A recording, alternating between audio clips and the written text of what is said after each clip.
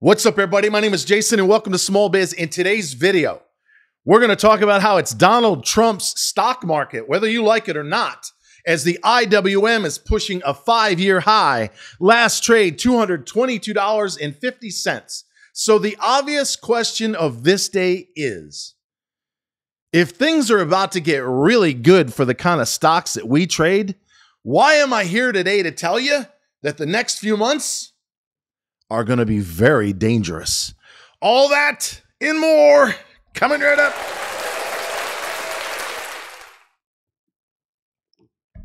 All right, ladies and gentlemen, happy Tuesday to you. I hope you and your family, especially given the events over the weekend, are doing very well. Let me start off by saying that you have a decision as a content creator.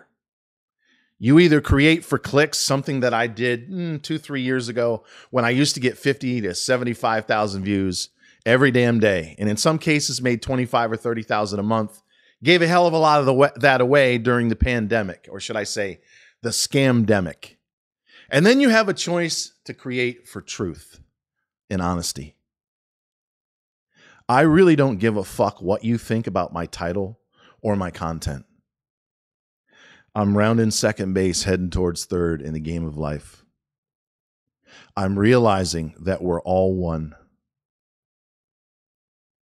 Black, brown, white, Caucasian, Asian, rich, poor, gay, straight, it doesn't fucking matter.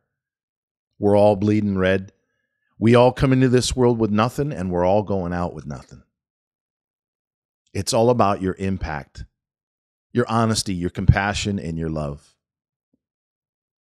And I spent the last 48 hours going through a range of emotions. On Saturday, I probably cried 30 times.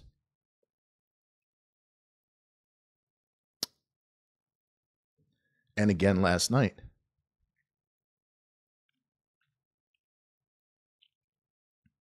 As arguably one of the toughest motherfuckers on the planet held back tears himself.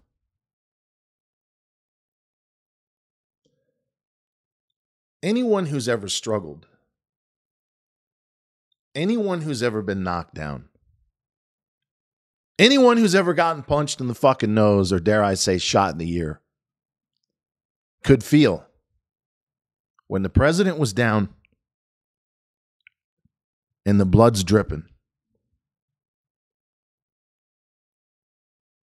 and Lord knows he had to be thinking, holy shit, the whole world is watching. What am I going to do? And then the adrenaline and then the instinct takes over. And the fist goes in the fucking air. Fight, fight, fight. Giving way to the most iconic photo since 1776. Oh, it's staged. Right. Right. We almost lost 3 innocent lives. It's all staged. It's all fake. And then I started to get angry. Fake news. And their fucking bullshit apology. Oh, now we're going to play nice. Right. And then Biden goes on with Lester Holt last night and basically doubles down on the same thing. And then I said, wait a second, Jason, wait a second. You're falling into the same trap they want you to. Divide. The hidden hand, the dark forces that either hired or inspired the nut job on the roof want us apart. They want us at each other's throats. And it's more dangerous right now, and I'm going to give you 3 or 4 things you need to prepare yourself for before the end of this video. It's more dangerous between now and the election, and even, dare I say, the inauguration, than at any time in your and my life. Because while it does look amazing, and we are going to have flying cars and trips to fucking Mars if that man's life is not taken. Rates are going down. I'm talking mortgages at 5% within 6 to 9 months. Gas back under $2 a gallon or close to it. Sealed up border, out of fucking foreign wars. Jobs for the people that need it. Homeless, and God bless our veterans off the street.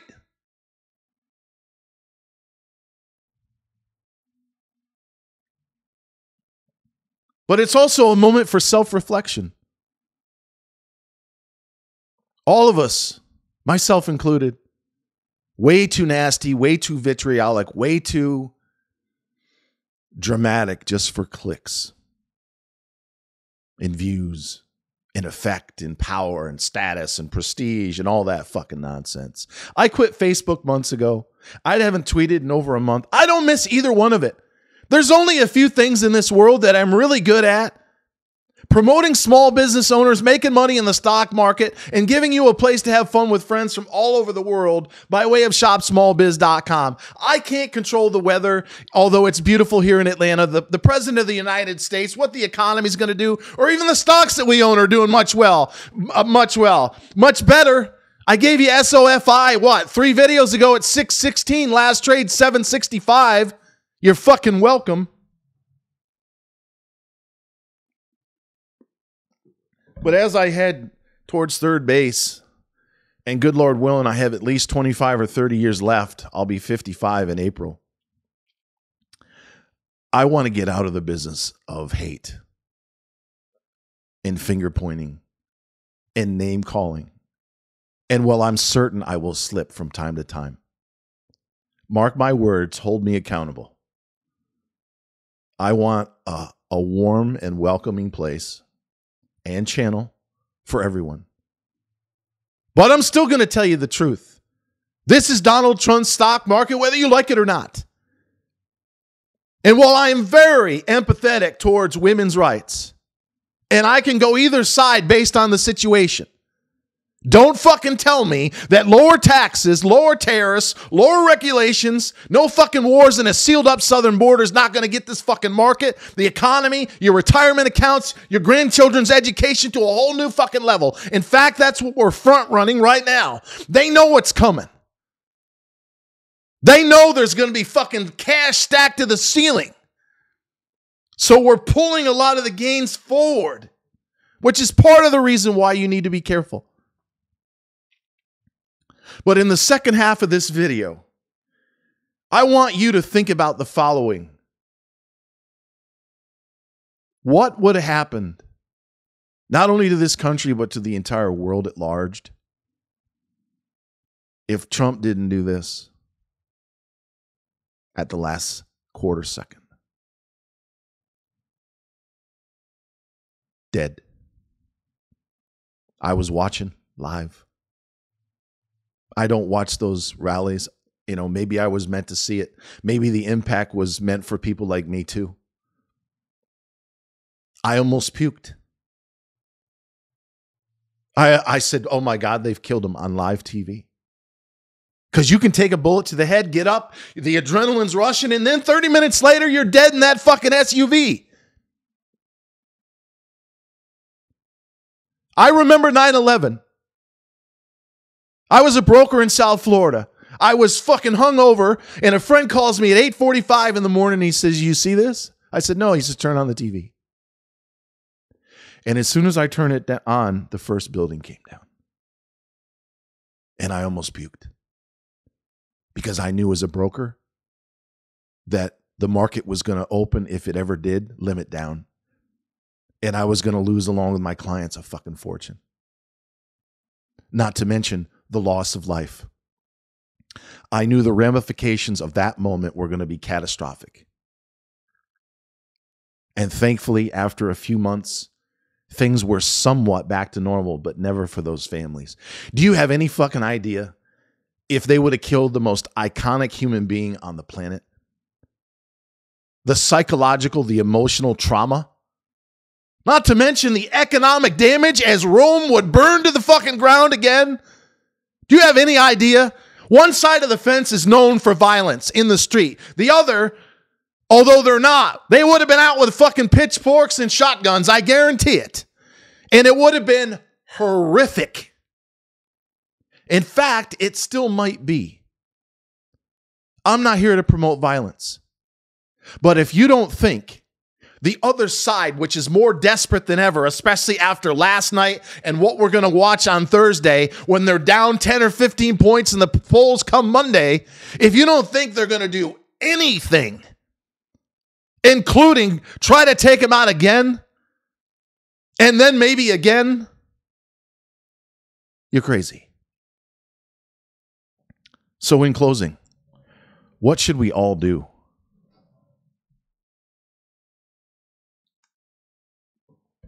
Number one, food and water. I have a dozen or two cans of black beans and a few bags of protein powder. I can eat that for a month. And then I've got a few cases of eternal spring water, which is the Smoky Mountains in Tennessee. Oh, what do you need to do that for? Well, what if they shut down the grid? They turn off the electricity, the internet. That's already been talked about. What if that happens? What are you going to do? Do you have a plan? Have you sat down with your friends and family? Okay, if we're suddenly without power, do we have food and water to last us at least a month? Yes or no? Where are we going to meet? We're going to meet here. At what time of the day is it going to be when we actually meet? Because it could be dangerous. The purge might be in full swing. So you might not want to leave your house without knowing exactly where you're going and what time of the day it's going to be.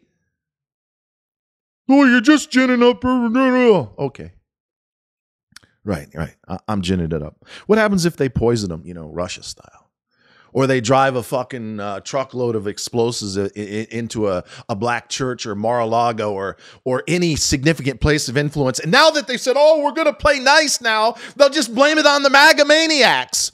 It wasn't us. We've been playing nice. We're not going to talk about bullseyes and targets and Nazis. No more of that. It was them. It's not us. Right. From now until the election, and dare I say the inauguration, anything is possible. Black swans, false flags, internet coming down, terror attacks, dirty bombs, fucking food poisoning, all the above. And it ain't going to be this away in the stock market if they're successful. It's going to be that away, and it's going to be scary as motherfucking hell.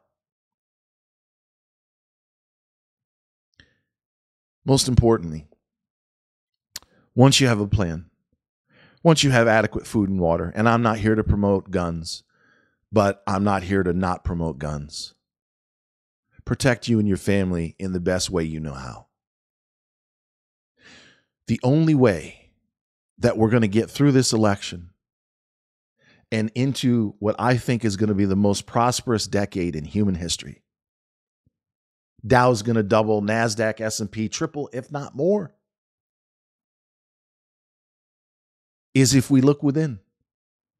Because this is a microcosm. It's a hologram, as within, so without. Everyone's so, it's his fault, it's her fault, it's them. No, it's right here. It's right fucking here. If all of us would just take a moment and say, okay, let me settle down. Let me be more tolerant. Let me be more inclusive. Let me have peace and harmony and patience and forgiveness radiate in my soul. Let me put my hand up and say, I've done wrong. I've made mistakes. And I'm going to put forward a better effort to chill the fuck out, lower the temperature, reach out to a neighbor, maybe a family member that you haven't talked to in a year or more. And then slowly but surely, perhaps in the midst of massive amounts of prosperity, peace, and love for years to come, we won't ever have to watch what could have been the most catastrophic event in human history. Or at least in our lifetime. It would have been absolutely terrible on either side. So in closing, please remember that I love you with every ounce of my being. And thank you very much for watching.